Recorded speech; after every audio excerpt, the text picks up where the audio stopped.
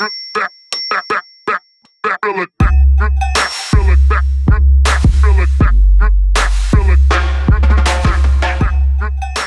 am I catching you, man? Where am I talking to you?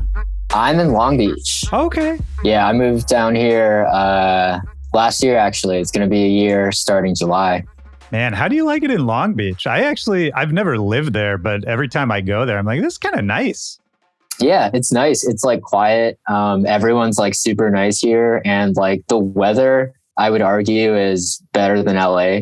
Like it just doesn't get as hot. There's the breeze because of the ocean. Dude. And yeah, it's just nice. I lived in San Diego for like 6 years, and it was kind of the same thing. Like the weather's just a little bit better. It's a little more chill, but it's just as beautiful, just as pleasant.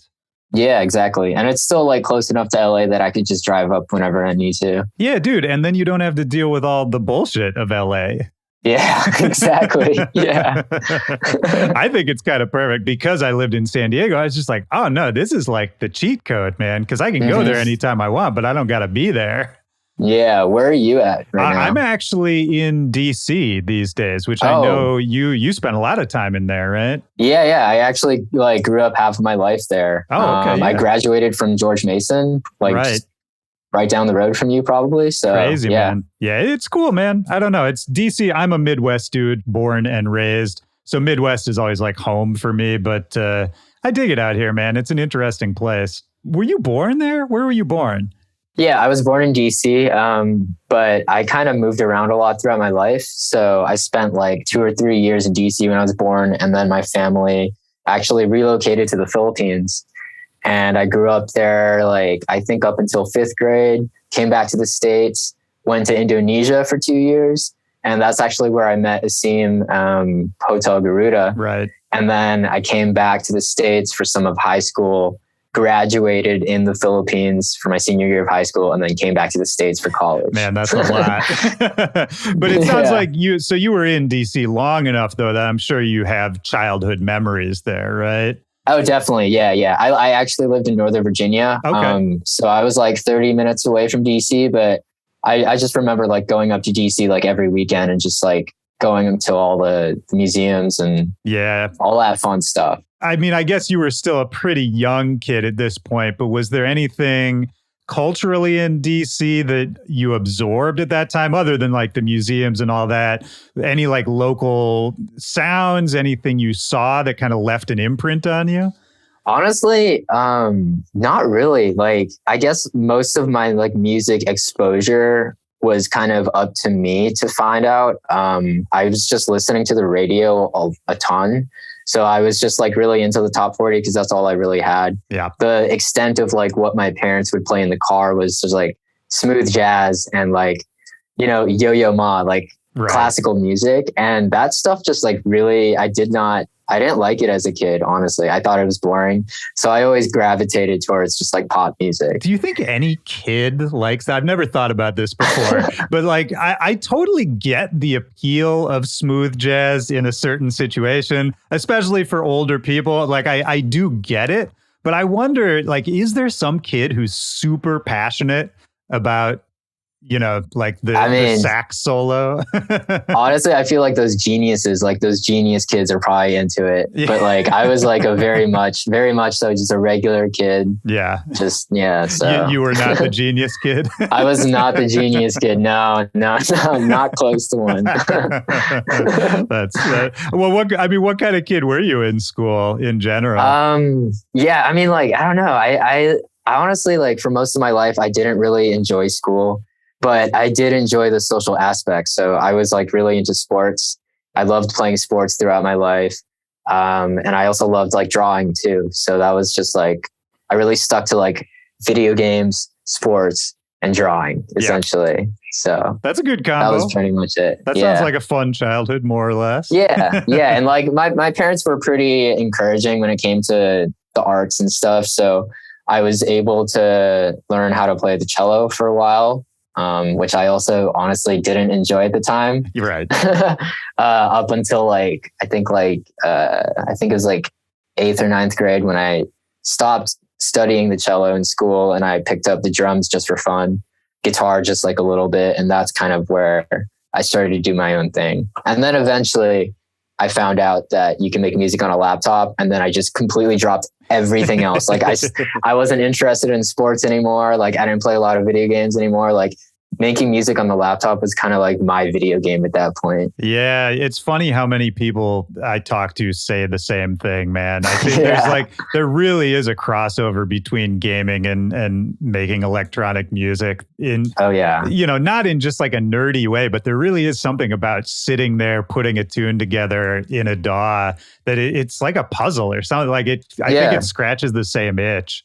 Yeah, exactly. Like I remember there was like those web-based video game websites, I guess. And like they would sometimes have like these little video games where you can put together loops. And I remember just like being so fascinated by that. And I would spend like hours and hours on like a shitty mini clip game, right, just like putting together loops and stuff. And I just remember that's like being so fun. Yeah, man. All that kind of stuff. I like too that there always seems to be every few years people start going back to that stuff. There's these kind of retro waves of people, whether it's like the Nintendo core people making like weird 8-bit music or people using trackers instead of DAWs to, like really early music software. It's always fun when that stuff comes back. I don't know. Do you ever go back to any of the stuff you used at the start or like any of the techniques you were doing at the start to see if you can kind of reincorporate it back into, what you're doing now? Damn, honestly, I never thought about that. And I feel like I should because I never had the chance, but I remember this artist, he was on MySpace. He went by Unicorn Kid. Oh, he was, fuck yeah. I made an edit of Unicorn Kid that like kind of popped up on SoundCloud for a minute. Yeah, it's funny you said that, man. I used to love Unicorn Kid. Yeah. I remember he was doing the stuff with the Game Boys and all that. And I found that really interesting. But at the time when I was like super obsessed with him, I was living in the Philippines, so I didn't really have access to, I guess, the technology and all that. But I mean, now that you mention it, I might just try and figure that out again. It could be fun, man. I don't know. I was thinking about it in the back of my head. I was just hanging out. I don't know if you know Must Die Lee. Yeah. And he's been buying these old shitty drum machines that like kids drum machines, and like not even really like pro gear, and kind of making these sort of, just like video gamey soundtracky kind of beats and then sort of sampling that and putting that in his tunes. And anyway, it just was on my mind of like the retro wave. I feel like a lot of your music, it not that it's retro, but I feel like there's a lot of nostalgia in a lot of your music.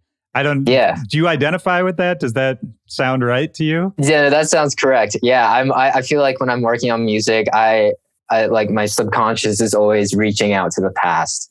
So yeah, you'll definitely find a lot of that in my music. I mean, I'm jumping around a little bit now, but I got a chance to check out the new album, Dusk, a little bit. And I really like it, first off. And kind of on that note, there were a lot of kind of nostalgic influences that I heard more of on that album than I maybe had in some of your previous work. And I wanted to ask you about that because there were parts that sounded like kind of hearkening back to like 90s, like breakbeat stuff. There was like maybe a little touch of like some acidy kind of stuff. Even like a little like big roomy, like prog kind of stuff, like all over the map. But it was done in like a very tasteful and kind of nostalgic way. I don't know. Was that any part of the creative process for you when you were making the album? Yeah, so it definitely was. At the time when I started to figure out what I wanted to do with the album, it was over COVID. So I had a lot of time to myself, a lot of time alone. And I was just kind of going back to listening to the music that really got me into electronic music, which was Daft Punk's Alive 2007. Oh, yeah. Like all-time favorite album, electronic album. And so like, I kind of just went back to my roots and I was just like, like what can I incorporate in my new sound that kind of feels old in a sense? And so, yeah, that's where like the prog housey stuff kind of comes from. The trancey stuff comes from, is because like I used to love trance. I used to listen to like Armin van Buuren. Yeah. But more recently I've been listening to Andrew Bayer, and he's like one of my favorite I guess like trance artists on the Anjuna label. So I took a lot of influence from that kind of stuff. And I like that you mentioned the break beats because I used to break dance in high school. Oh, okay. Like, yeah, like I was a big break dancer. Like I would skip eating lunch and I'd go to the dance room with my friends and just break dance and stuff. And that's where the break beats came from. And I noticed that like over the last 2 years, there's kind of been a resurgence in that sound. So I was like, why don't I just like listen to some of the older stuff that I used to listen to when I was b-boying and just like kind of incorporate that. And I mean, it all sounds amazing with the electronic music. So it's kind of a no-brainer for me. Yeah. It is kind of just like a little sonic upgrade of, the old stuff. I mean, when you were b-boying, what kind of music was it? Like hip hop breaks or? Yeah, it was like hip hop breaks, but even further than that, like funk breaks, like from the 70s and 80s. I wasn't like super into the music, but I had a friend who was essentially making like 10-minute long mixtapes that we could just press play on. So we wouldn't have to worry about, from going from one track to another. So he would just make a mixtape for us. So yeah, I was like, that all the 70s, like funk, soul, those samples, like the almond break. I was familiar with the almond break like 12 years ago. Right. So yeah, it's cool to see that people like appreciating it now. But yeah, that's where my vibe was. That's then. Cool, man. Because I have to imagine too, I'm sure so much of that seeped in subconsciously, even if you weren't focused on the music, just having that. Like I always like to think about, the moments of our lives that music ends up soundtracking. And then that music ends up becoming so much more meaningful to us later just because it's associated with those memories, Yeah, and exactly. Yeah, I love that, man. It's kind of cool, too, that your friends were able to dig a little bit and maybe turn you on to some stuff you wouldn't have heard, all just, in service of like dancing and having fun as kids. Yeah. Absolutely. And that friend who put those mixtapes together was actually the one who introduced me to Fruity Loops. Oh, wow. Okay. I guess FL Studio now, but like, yeah. So he was the guy who was like, yo, I have this program. And at the time I didn't have a MacBook. So I couldn't use GarageBand. So I was looking for a DAW that I could use on like a Windows laptop. And he was like, yo, just download FL Studio. They have like a free version. Yeah. And I was just like hooked after that. And that's really cool, man. You just made me think too. Do you know when do you think Fruity Loops changed and became FL? Oh man, I honestly like it might have been like 2010, 2011. Was it that late, man? Yeah. I've always been on Ableton. I was like Pro Tools and then straight into Ableton. So I never clocked FL as much, but it's so funny to think about like the office meeting of being like, guys, we gotta change it. Like too many people are using it. We gotta change this. Yeah, exactly. FL, because I still say Fruity Loops too, and sometimes I think newer producers are like, what? Yeah, what they don't know what it is. Talking about? Yeah, exactly. This sounds like a toy. Yeah. Oh man. So what age were you when you first discovered what we can call Fruity Loops? Because that's what it was called at the time. Yeah, I was 14. So it was like, I guess like the initial exposure that I had to making music on a laptop was when my school hosted Battle of the Bands like every year. Yep. And that specific year, I was like a freshman in high school. One of the upperclassmen performed their set solely just with a laptop. And then I was just like, wait, how did you do any of that? Like, what is going on? And then he was using autotune as well. And I was like, wait, like you can use it. Yeah. I was like, whoa, like anyone could just do that. So I started digging in. I started asking questions. I learned that he was using GarageBand. And then that's where it all tied in with my friend introducing me to FL Studio. So yeah, it was like 13, 14 was when I started really getting into it. But like even prior to that, when I was living in Indonesia, I was like, I think 12 or 11.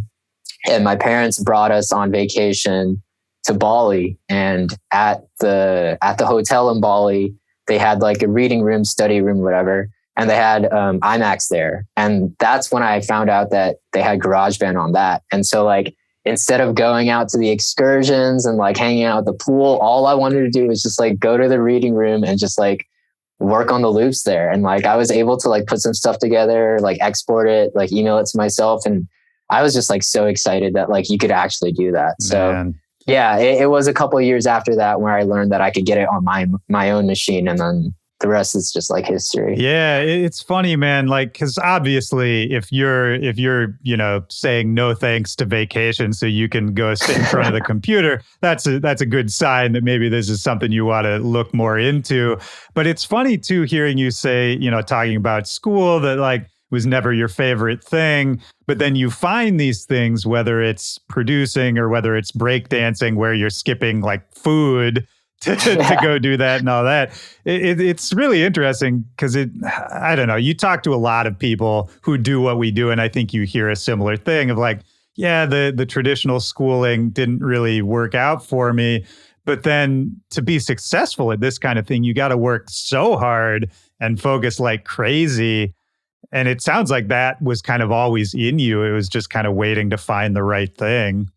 Yeah, exactly. I always felt like I had an obsessive personality. And like, yeah, before the music stuff, it was like with video games, like super obsessed with video games and like drawing as well. Okay. So I was always just like hyper focused on one thing at a time. But then when music came along, it was just the end of all that. Like I knew exactly like, this is just like what I want to do. Yeah. Are you still like that? Or are you able to have a life these days? Oh no, I'm able to have a life these days. Like after doing it for quite a bit, and like honestly, like going into the music business, like definitely changes things. Like it isn't just like for fun anymore. I kind of have to realize that there has to be a balance between the business side as well as like the production side. But I think like these days, more recently, I actually picked up pottery. Oh, my girlfriend does. She took a couple classes. And like she got really into it. And then a couple of months ago, she was just like, hey, you should just try it. So I started doing it a little bit. I actually just released some candles like no a couple way, of weeks you dropped ago. Candles? That's great. I dropped some candles. Yeah.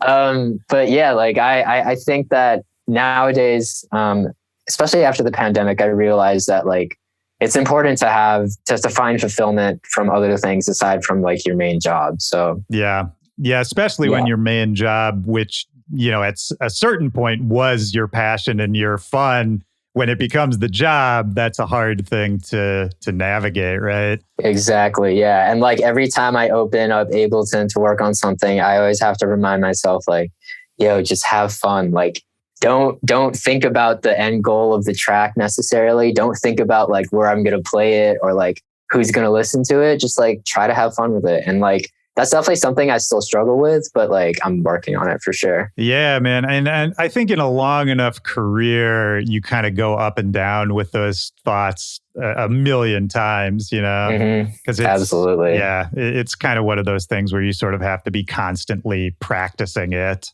Yeah. Man. I mean, how do you like, you just put together, maybe we can talk about this in the context of the album. Like you just put together this album. By the time people hear this, the album's going to be out. And, it's a cohesive body of work. It covers a lot of ground musically. How do you think about going to put something like this together when, the nuts and bolts of it is like every day you just sort of sitting down being like, well, I don't know what I'm going to make today. That kind of thing. Like how does a body of work come together over time for you? Yeah, so I think when I first started with a lot of these demos, they were literally all over the place, like in terms of like what kind of sound and what kind of genre. But like as time went on, I realized that like if I'm going to take on an album, there has to be some sense of cohesiveness, right? So I think the process was like just making whatever comes to mind, not worrying about where it'll go. And then as soon as I have like maybe like 20, 30 demos, I'll start just bringing it down and making sure that I'm picking songs that kind of make sense within each other. Yeah. And then further refining that to make sure that it's all cohesive together. So it's kind of like, it was kind of like a really messy process, but I really had to sit down with myself and be like, you need to do this properly. You need to figure out exactly what works with each other. So it's not like the album process wasn't as like free spirited towards the end of the process, but I guess like in the first half of the process of it, I was just kind of just doing whatever. I think that's good though, man. I think you kind of need both. It's like what you were saying earlier, once you kind of got into the business side of the music too, that that's the weird part about this career that I think a lot of people have trouble navigating. And I certainly do sometimes, like half the time you have to be the pure artist, quote unquote, who is just, throwing shit at the wall and doing whatever pops into your head and following your muse and all the poetic shit. And then the other half, you have to be very cutthroat, like, all business, like edit yourself down, really like analyze your ideas. But I think what you're talking about is maybe the best version of it, where some of the time you're 100% the one and some of the time you're 100% the other, because that allows both sides to really work at maximum efficiency, right? Exactly. Yeah. And I think the big struggle is finding that balance. And that's kind of when I feel like you need to step outside of your body and look at things, from a different perspective. Like, for example, like throughout the whole process of the album, I honestly looked to my girlfriend to help me when I got stuck, and like what song, like what could this song use more of, or like what could I delete? And so like she was honestly like such a big help. She isn't a musician at all, but she's a visual artist, and I think that she has like some of the best taste in music too. Yeah. So like I was really thankful that she was with me like throughout the whole way, because like I got stuck a lot. Yeah. And it was just like nice to have someone else be like, yo, like maybe you should go in this direction, go in that direction. Dude, sometimes that's the best, is getting input from somebody who isn't so obsessed with your little world as you are, Yeah, exactly. And like, that's when like, when people are like, oh, like I'm not a musician, I don't know what I'm talking about. I feel like that's even more valuable. Like your opinion is almost more valuable than someone who's constantly dissecting and analyzing, because you take the music at face value, and you're kind of the consumer of it. Like you're the person on the other end. So like, I really appreciate when people who aren't into music are just like, are trying to help analyze. Dude, themselves. 100%. I mean, because if I'm sending music around to people, I'll send it to my producer friends if I've got something technical that I'm not sure about, or something in the mix that isn't working, or that sort of thing. But for creative ideas, it's like I kind of don't want like another artist's input unless it's a collaboration or something. Because otherwise, it's like nobody can see what you're hearing in your head, Yeah, exactly. Yeah, I also like sent my album to my mom throughout the process as well. And like, I feel like that's really important too, to get, the parents, I guess like her version of what she thinks is the best. Will she actually give you like critique though? Because I feel like if I sent something to my mom, no matter what it was, she would be like, "This is the best song that has ever been recorded." Oh wow, no, it's not like that with my mom. She'll definitely critique it. She definitely comes from a place of like pop music and like ballads and stuff like that. So she's really into like contrast between like the verses and the choruses. Like she always feels like choruses need to be huge and all that. But with my album, it's more focused on dance music. So it isn't necessarily like building a spectacle. It's not necessarily building a huge moment. It's kind of building a vibe. Yeah. So I kind of had to like, she kind of had to relearn what my type of music was sounding like these days. So like, I still do appreciate her criticisms and stuff, but sometimes I felt like it didn't really apply to like what I was working on at the time. Sure. Which makes sense. And it's interesting too, talking about like the energy on this new album in particular. When I was listening to it, there were a few moments, maybe more than a few moments, where I was like, damn, he's really going for it here in a way that maybe I hadn't heard like in some of your older stuff. Which I guess what I'm trying to say is like, there's certain moments in it that felt more unrestrained, or more just like a little wilder, maybe a little louder, that kind of thing. Is that accurate, do you think? Yeah, no, I think that's very accurate. Like, for example, I made a drum and bass song. I had never made a drum and bass song ever. I only like recently got into it over the last year. And so like that was a big part of the process as well. It was just not feeling restrained. like I felt like if I wanted to make something, I should just do it. Yeah. You know, like I feel like I was too precious in the past, or I was too caught up with like, well, what if this doesn't sound like my other stuff? Then people are going to feel a disconnect. But at some point in time over the last 2 years when I was working on the album, I was just like, fuck it. Who cares? Like, you know, like who cares? Like it's all music, you know, it's going to reach the right years eventually. So I'm just going to go for it. Well, and you got to do that, man, because, you know, it's a problem for anybody. And I think you certainly are going to know what I'm talking about. If you get identified with a certain sound or a certain style, or even just like a certain era of music, it can be really sort of suffocating if you stay there for too long, like creatively, you know what I mean? Absolutely. Because after a while, like everybody's attention moves on and people's tastes evolve, even from a listener perspective. And you see artists who are kind of, you can tell they're trying to just sort of like extend the glory years. And you can do that for a little, man, but after that, it gets a little sad for everybody, you know? Yeah, exactly. Yeah, I like over the last few years, I've been trying to embrace the idea of growing up, and that also just means that my music taste will change and my production style will change too. And I just hope that my fans that were listening to my old stuff like back then are kind of growing up with me. So that was like a big part of the album, was just like making sure and letting people know that like, yeah, my stuff sounds a little different now, but I hope that you can still identify with it from my earlier stuff. Yeah, man. Well, and I think there's a lot on the new album that kind of connects those dots too. It's not like you're turning around and putting out, you know, a country music record, you know? Yeah, exactly. Like to me, it seemed like a very well done evolution of your sound. And it's interesting too, because I think you have been so associated with these movements or these genre names that really became like so defined in the public's attention, you know, whether it's sort of the earlier days of Moving Castle, which I think was such a crazy internet movement for so many years. Yeah, it was like the Wild West. Like I had no idea what was going on. I just knew that people like fucked with what we were doing. So I was just like, let's just run with it. Man. And like, the whole Future-based thing and SoundCloud thing. That's all another crazy. one, right? Yeah. Like just the term future-based. I don't know what that means anymore, but you know, when it was new, everyone was so excited. And I feel like you were one of the people whose name was like right up there with the future-based movement when it first came around. Yeah.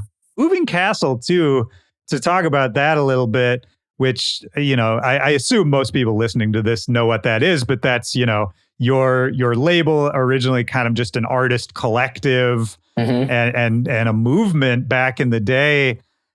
To me, it's like, I was thinking about this when I knew we were coming to talk. I think the best way I can describe it was that I think was one of the first, if not the first, online trends of the current era of dance music. Because before that, there was kind of in the message board era. That's when we had like Fool's Gold and Mad Decent and Ed Banger and Dim Mak. And you know, they were sort of the first evolution of all these online movements and these sort of hyped movements that were more on the internet than they were IRL. Yeah. But then I think it was the SoundCloud era, the era that like blew everything open, probably the start of like EDM, quote unquote. Yeah. To me, that's Moving Castle was like really one of the first big online like collectives, trends, movements, whatever you want to call it, of that era. At least I don't know if that's true, but that's how it felt to me. That's definitely how I felt as well. And I honestly owe it to the rise of social media as well.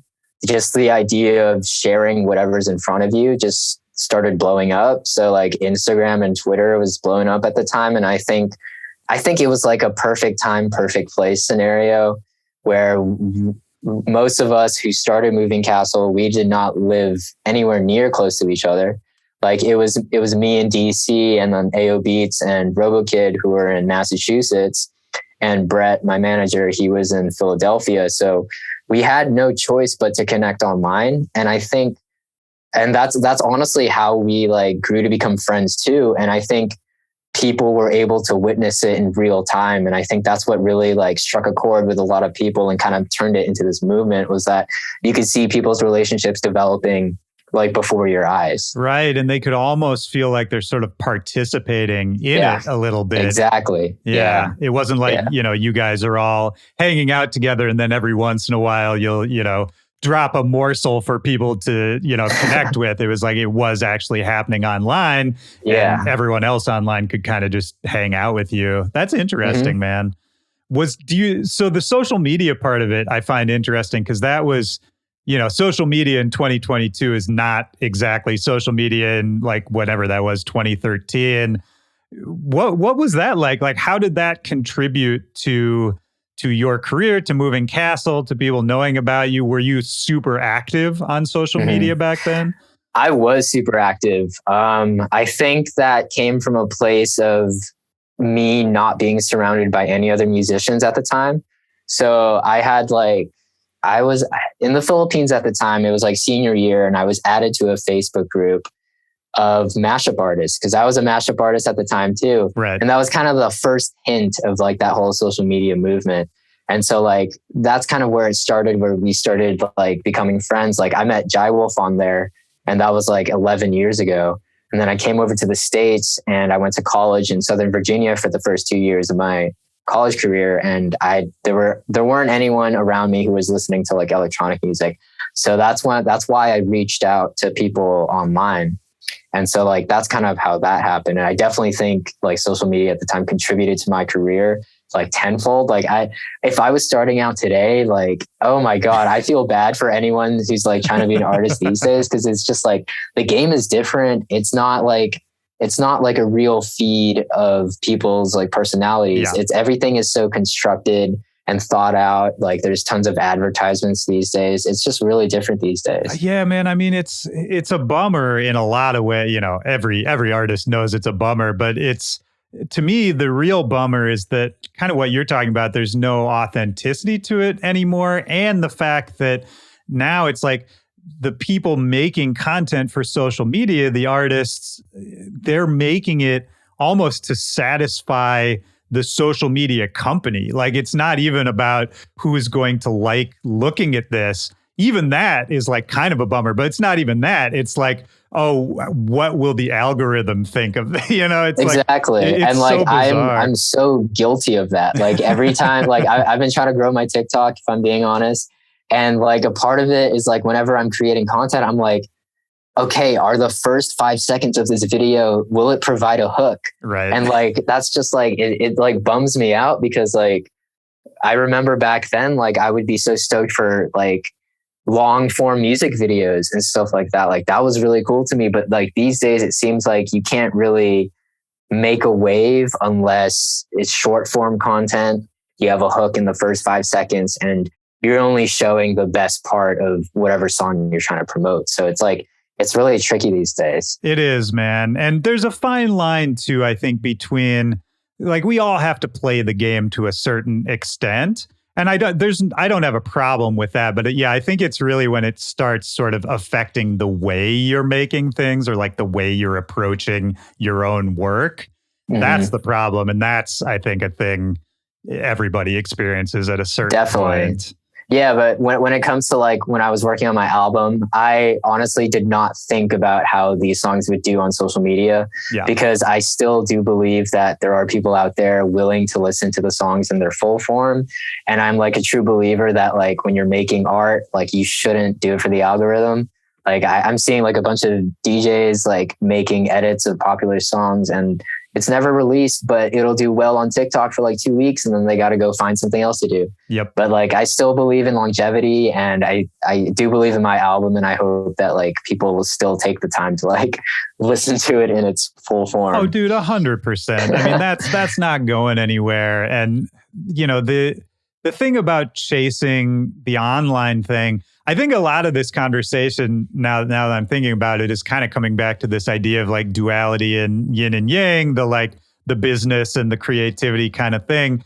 because I think some people focus so much on the social media, the numbers of it, the metrics of it, that's it. And some people can destroy and, get these crazy numbers and crazy followers, but then they'll sell like 10 tickets, right? Yeah, exactly. There's this disconnect, this URL, IRL disconnect that if you get on the wrong side of it, man, it's hard to come back from that. Yeah, exactly. It's just like, I think social media is really unpredictable these days, and it's not a good indicator of whether or not you're actually reaching real fans. Right. So, And the fact that I think it gets so lost too, especially pandemic probably made this worse too, because we were separated and isolated from actual people even more than usual. But, it's like this idea that you need tens of thousands of followers and millions of streams and all that, when in reality, in the real physical world, you need like what, a few hundred people in each city who are super passionate about what you do. And like that can sustain you, Yeah, exactly. Like exactly. not that you shouldn't have big goals and want the best for yourself, but like the reality of a music career is like, if you reach the right people, you don't have to reach a million of them, That's big facts. That's big facts. And that's something that I've also focused on over the last 2 years too, is that like, I think it's really important to maintain a relationship with those fans that are constantly supporting you. So like in my case, when I open up an Instagram DM and I see that they've been constantly replying to me, like, upping me and just like hype for me, I always try to take the time to just say thank you and just have a conversation with them, because I'm way more interested in like those real fans than seeing a bunch of streams from people I don't even know or ever engage with. Yeah. People you'll never encounter in your life, Yeah, exactly. Yeah, it's really interesting, man. I mean, talking about this is maybe a stretch, but talking about, connecting with people and maintaining those relationships, you were talking about, how much you moved around as a kid, and how when you were in the Philippines, you basically had to connect online with musicians because, there weren't enough people around you at the time. I mean, what was that? Do you think about like how that affected you as far as, creatively, as far as like the choices you were making? It must have been weird as a kid to kind of just start a new life every couple of years. It was weird. It was definitely like, I felt like every time I felt that I was finally kind of settling in to like my friend group, it was all like stripped away. Like I didn't stay at a school longer than 2 years at a time.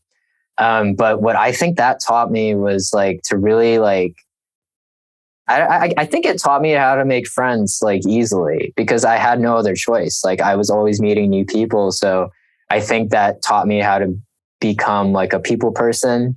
And like, I guess like in a sense, in a weird psychological sense, it taught me to understand what people are looking for in friends and stuff like that. Oh, that's interesting. Yeah, it was definitely difficult at times. Like there were definitely points where I didn't want to leave because I felt like I found my friend group, but I really didn't have a choice. So yeah, it was tough, but I think as I got older, I started getting used to it. And I think that's also part of the reason why I think I'm able to connect with people quite consciously. Yeah, that makes sense. And I would imagine too, getting into touring and all of that, maybe that didn't feel as weird just because you were used to moving around a lot. It was chill. Like I honestly, like I love traveling, and like I'm so used to traveling that like I love touring, and like touring is honestly the part of the big reason why I'm doing all this is to be playing my music out live. 100%, man. I'm right there with you.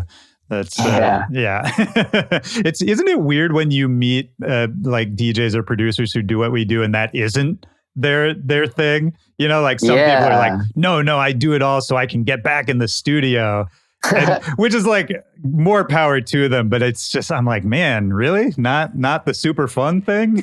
Yeah, no, exactly. Like, I don't know. That's just like, it's like the most exciting thing to me to be in a room of people listening to music that I made. Like, that's like what I live for. Like, I remember like going to my friend's like high school parties, like their birthday parties, get-togethers, and just like begging them for me to DJ.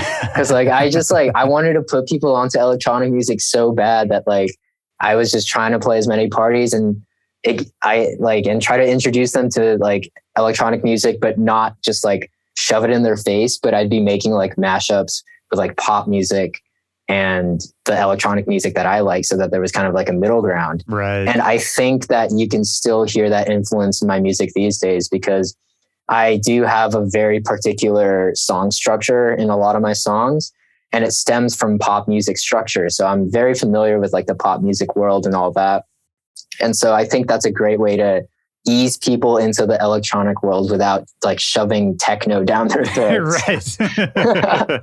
Yeah. And I think that's a great way to, for any like aspiring producers listening, that's a good piece of advice just in general to think about. If you have some really crazy ideas that you're super into and you think are super cool, sometimes it's worth thinking about, well, what's the best presentation I can put around this idea that will allow people to connect with it, It's exactly. Like, again, kind of back to that idea of like, keep the idea pure, don't ruin it.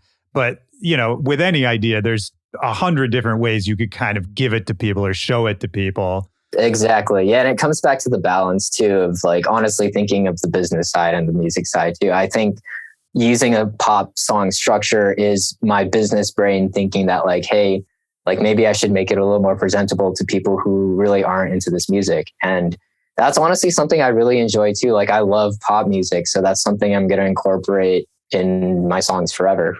Yeah, man. Well, and that's the thing. It's authentic to you, right?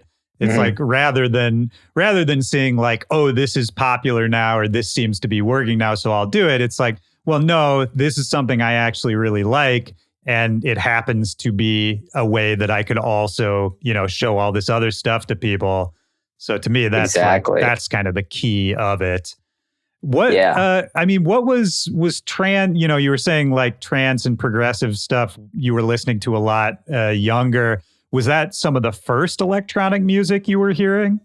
Yeah. It could like, I can honestly like think about, well, it wasn't really like trance or progressive house, but I remember hearing Daft Punk's One More Time when I was literally in the first grade, right? Because the music video popped up on MTV when I was in the Philippines.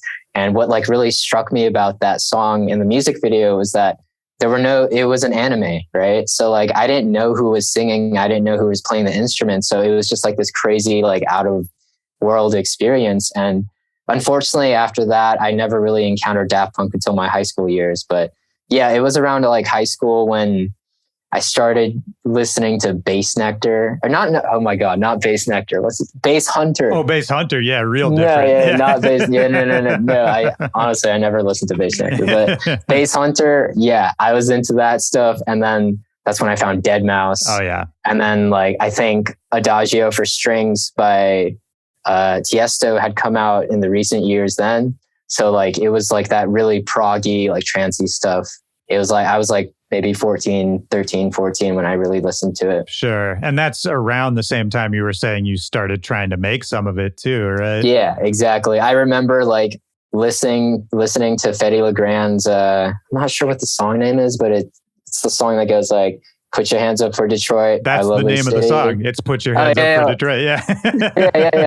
So yeah, I remember hearing that song. And at the time, I think I was a little arrogant. I was like, this sounds so simple. Like I could totally make something like this, right? Yeah. So I opened up FL Studio and I just completely failed.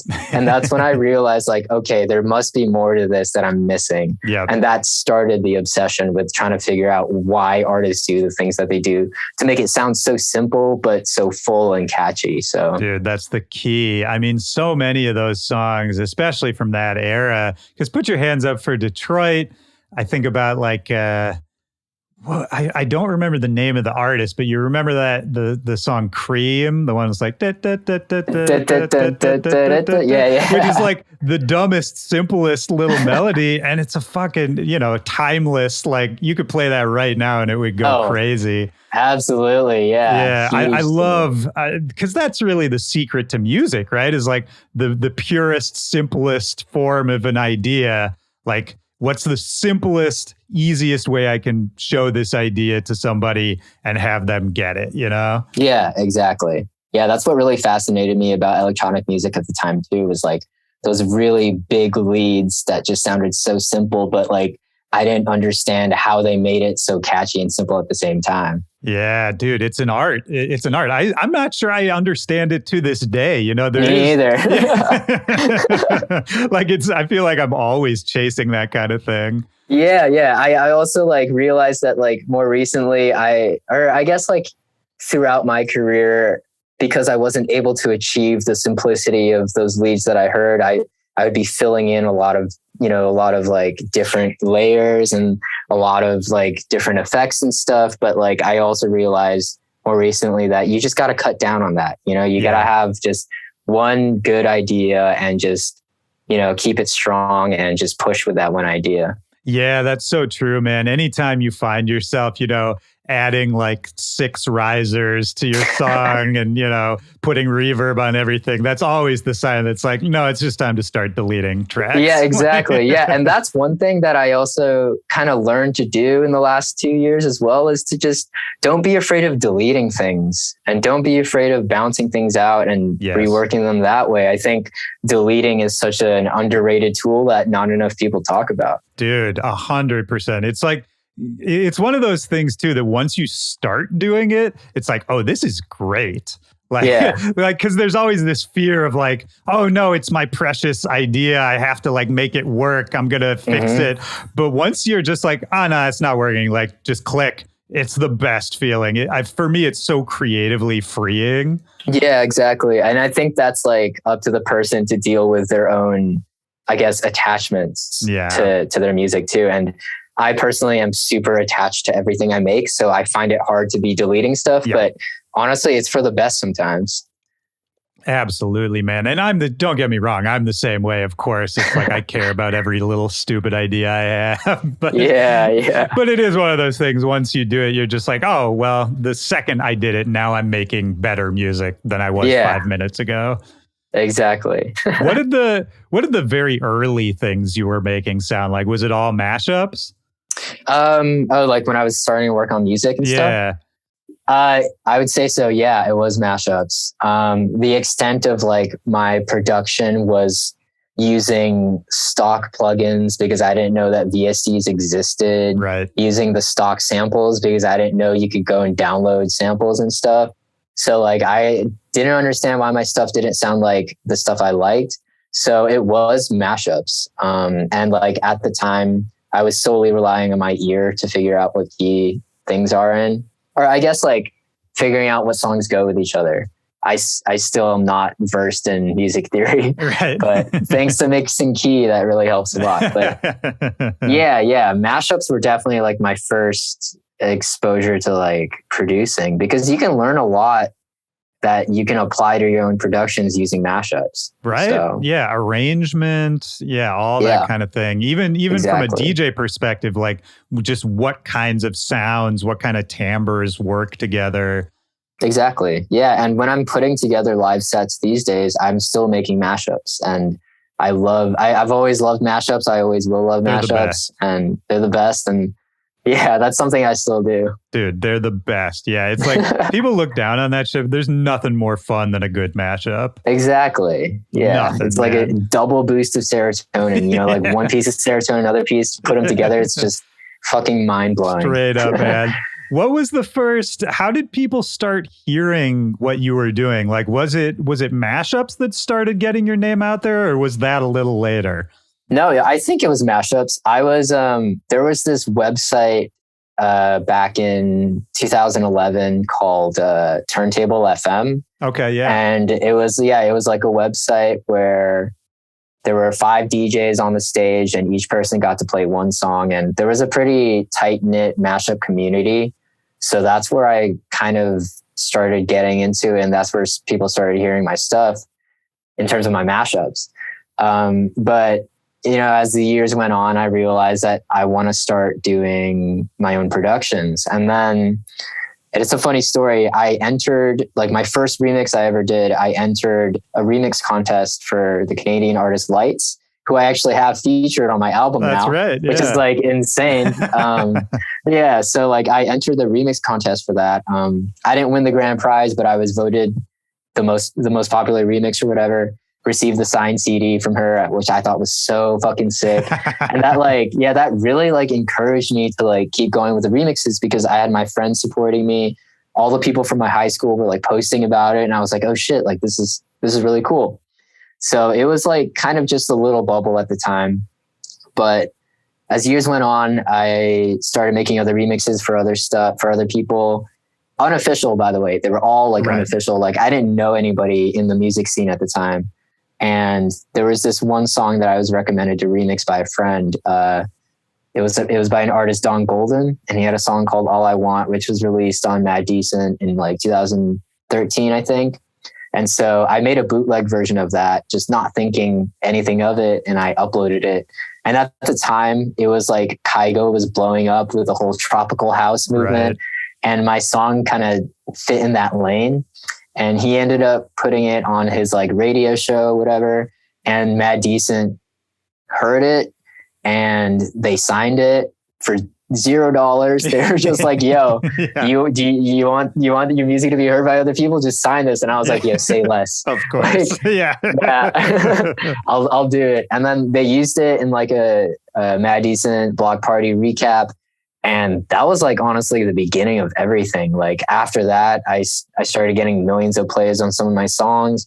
I started getting booked for things. And then like later that year, I was signed to AM Only, which was an agency at the time. Yeah, big agency. Yeah. And that was so crazy to me. And that's kind of like where it all started. Man. And was Moving Castle happening at the same time as you solo? Yeah, it was. And it was like that same year that we put out a compilation. And that like blew up. Like a lot of people were listening to that. And then later on in the year, we put out like the iconic Moving Castle long sleeve merch item that everyone was trying to get their hands on. And at the same time, Brownies and Lemonade had booked us for our first showcase in LA. And it was like a funny story because like I was still in school at the time and I had finals the next week and I was like, yo, I can't do that. I can't just fly to LA and fly back. And like, I told my manager, Brett, that, and he was like, all right, let me relay it to them. And it was tug of war. They were like, we need Chris there. Like we need to get him there. And I was like, yo, I can't, like, I got to do this school thing. But, eventually push came to shove and I was like, all right, I'll go. So I went, and I feel like that kind of changed the trajectory for like a lot of us at the time. Oh, wow. Because like, that was the first time we all had been in the same room with each other for the first time. Yeah. So it was like pretty crazy that happened. Wow. Was that one of those nights where, like, do you still remember what it felt like in that room that night? Yeah. Was it one of those? Yeah. I was like afraid that no one was going to come through because I was like, I wasn't able to gauge how big our fan base was or how many people were actually listening to our music, because like we had supporters on Twitter and stuff, but it almost felt like a family. Like, I didn't see these people as like separated fans. I saw them as, people that we just talked to every day. And so like when I saw the line off the block, like it was just like insane to me. I was like, dude, all these people are here for Moving Castle. This is insane. Man. Well, how did Moving Castle, as long as we're talking about it, like how has that evolved over the years? Because when it started, I mean, it sounds like it was just a bunch of friends doing shit they thought was cool together.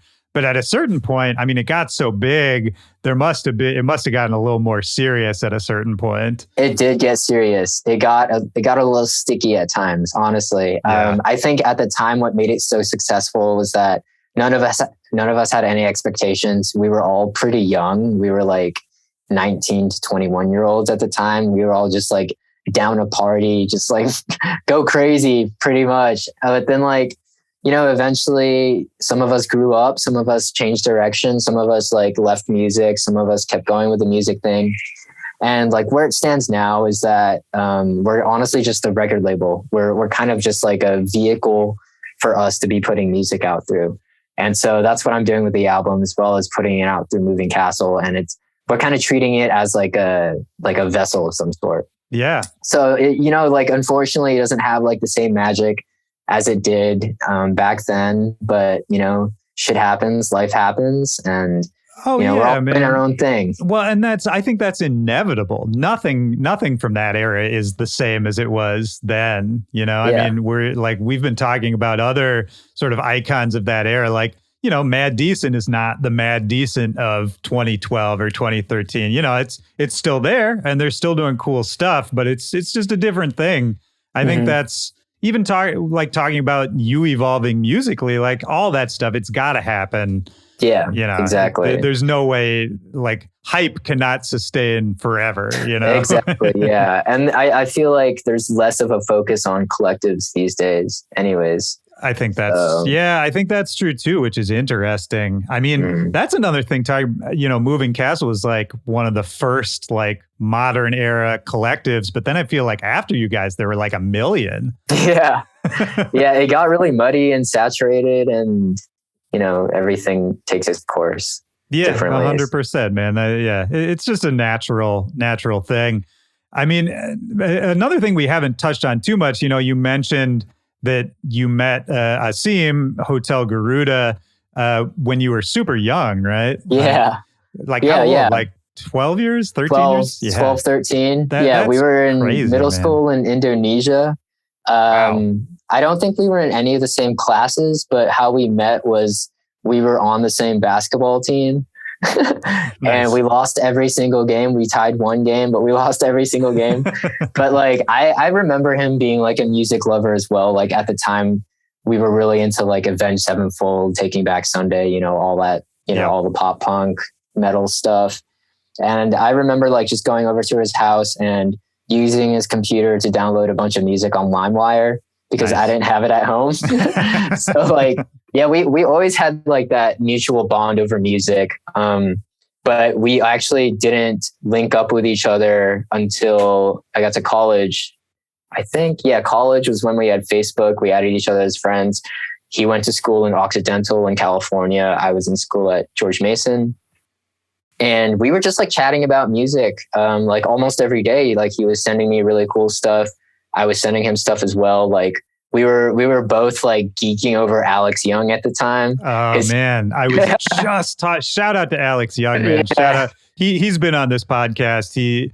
Have you heard his Villager project that he's doing now? Dude, it's super impressive. So sick, man. I was literally talking about him yesterday. I love that guy. Yeah, like him, like Lindsay Lohan, Jonah Baseball. Yeah, like man. all those guys from the area. Like I was like, yo, you need to listen to these guys because they're doing really cool shit. And I didn't know that there were other musicians in Virginia. So like, just listen to them, right? Yep. And so, yeah, we were just like bonding over music. And then eventually one day Asim was like, yo, I want to try to make music.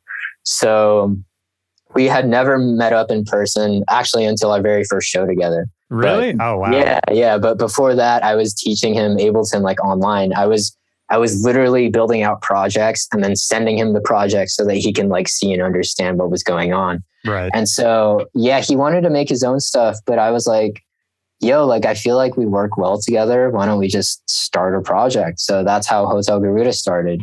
And Garuda is like the national symbol of Indonesia. It roughly translates like to a bird. Okay. And the hotel is just catchy, Hotel Garuda. Right. No, it's good.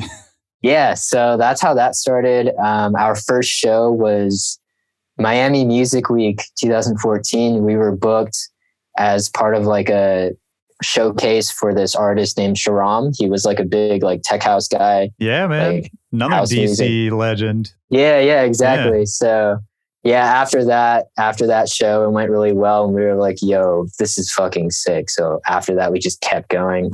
That's fun, man. And I mean, It seemed like, correct me if I'm wrong, but it seemed like at a certain point, like everything was kind of popping off at the same time. Like it seemed like Manila Killa was doing really good. Hotel Garuda was doing really good.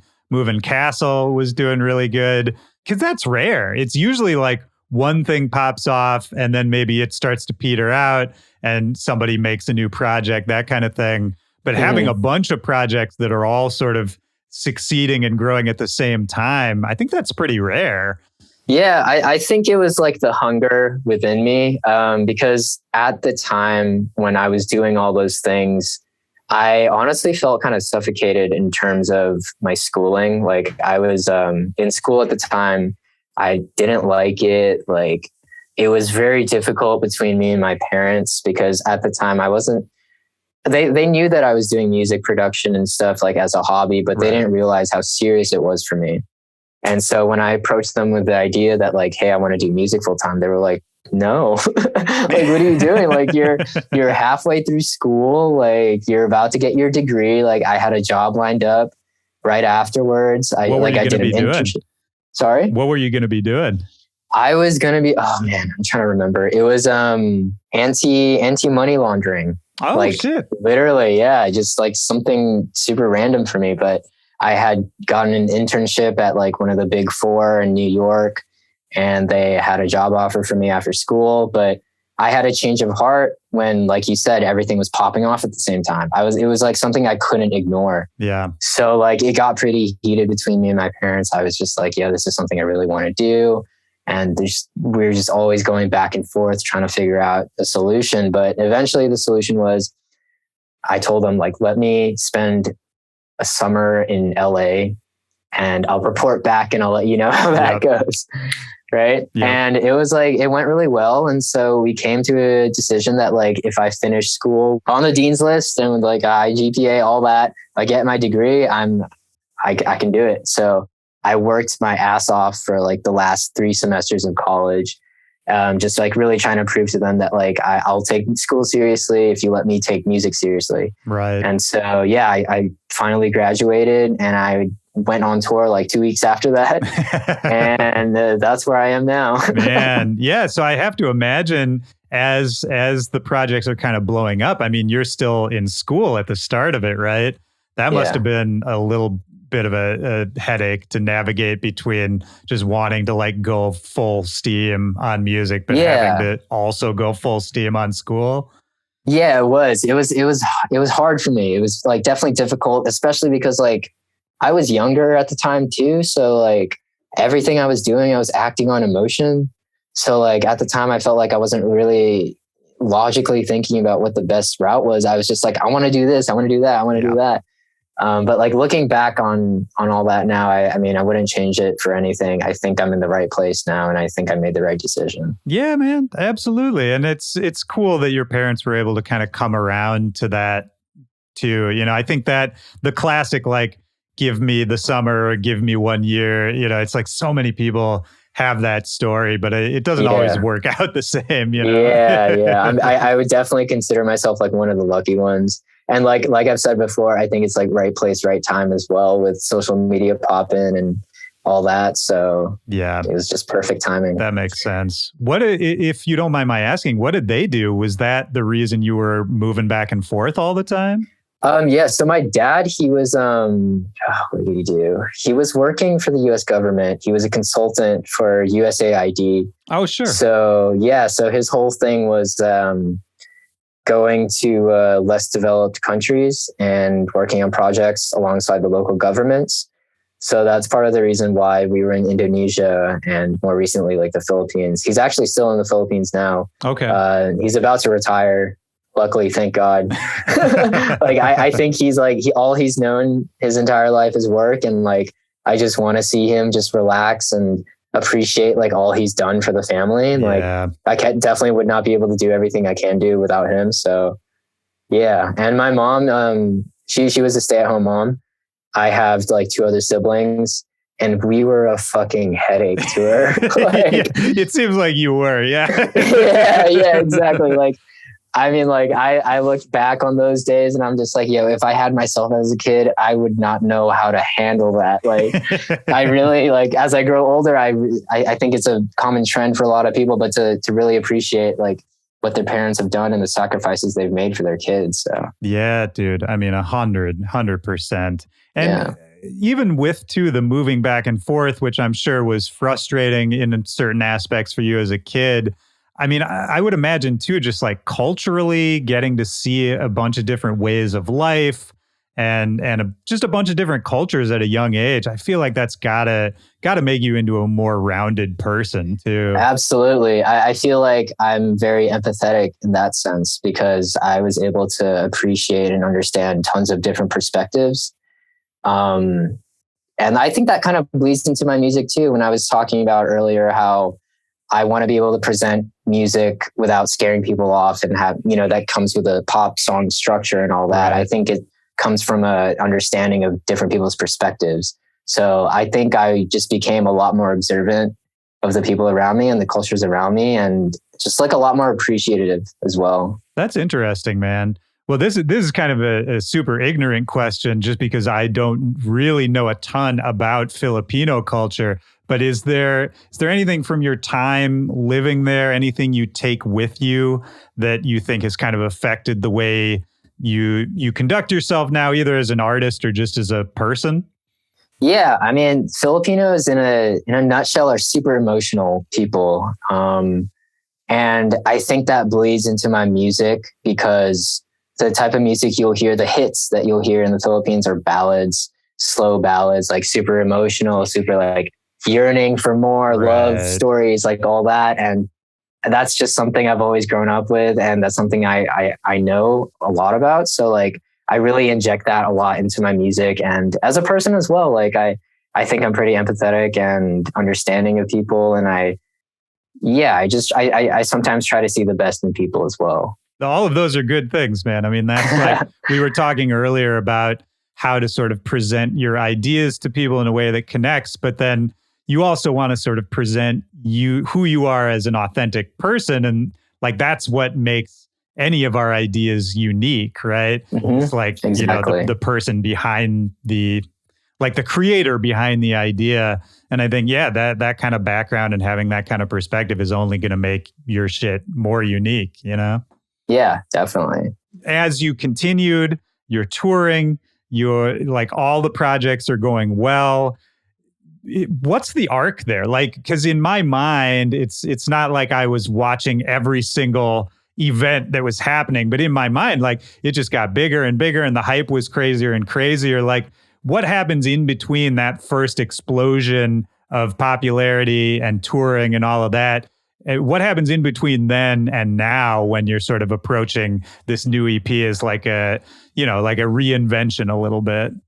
Yeah, I think I kind of had to like take a step back and kind of realize that, okay, I have all these people's attention. Now, what can I say or what can I do with that?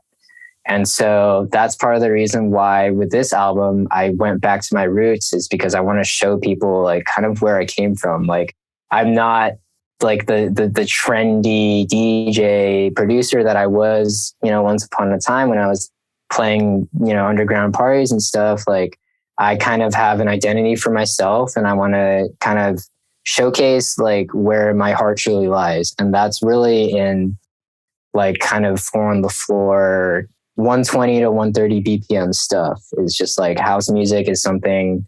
I wouldn't call my album like a house music album because it's definitely not. Right. It's kind of a combination of, I don't know. I don't even know how to say it. But I don't think you have to, man. Yeah, I think it's maybe better that way. Yeah, it's just like all the shit that I love about electronic music packed into one project. I think all those years of like trial and error and exploring different genres are kind of packed into this one project. And it's something that I'm like truly, truly, truly proud of. Because I feel like in the past, a lot of my releases, I was in the mindset of like, oh, what would people like? What would they want to hear? But when it comes to this project, it's really, I was honestly a little selfish about it. And I was like, I'm going to make what I like. Obviously still make it presentable to other people, but like, this is like who I am as a person. Yeah. I mean, that's the way to be, man. And does the selfishness or whatever you want to call it, kind of, I would maybe the positive spin is just like the focus of that kind of mindset.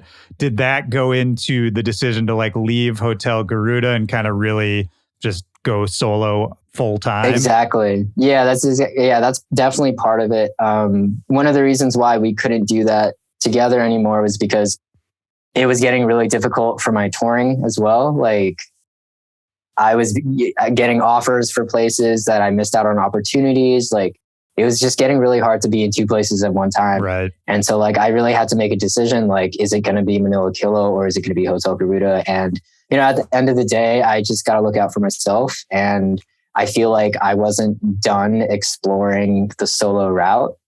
And so that's part of the reason why I did that, was because I really wanted to show people like who I am just as a person. Yeah, man. And it's something we talked about earlier too. Like I think any choice you make in this career, whether it's creative, whether it's business, it's like, it's gotta be the 100% commitment.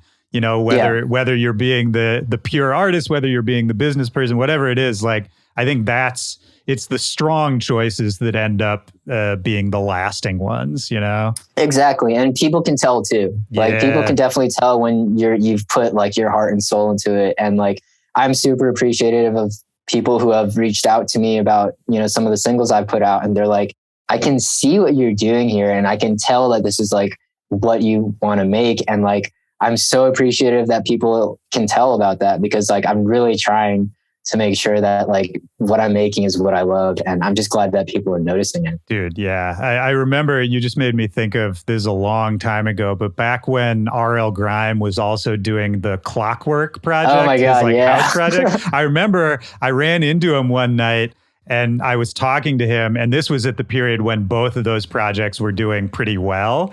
And so I think he was on a tour as Clockwork, but he was doing exactly what you were saying. Like, it'd be like one night he'd be Clockwork and the next night he'd be R.L. Grime. And he was like, dude, like I'm forgetting which set I'm supposed to be playing. It's getting weird, man. Yeah, exactly. I will say I love the Clockwork project though. That it was amazing. Bangers. It's crazy. Yeah. I mean, you look back at that project.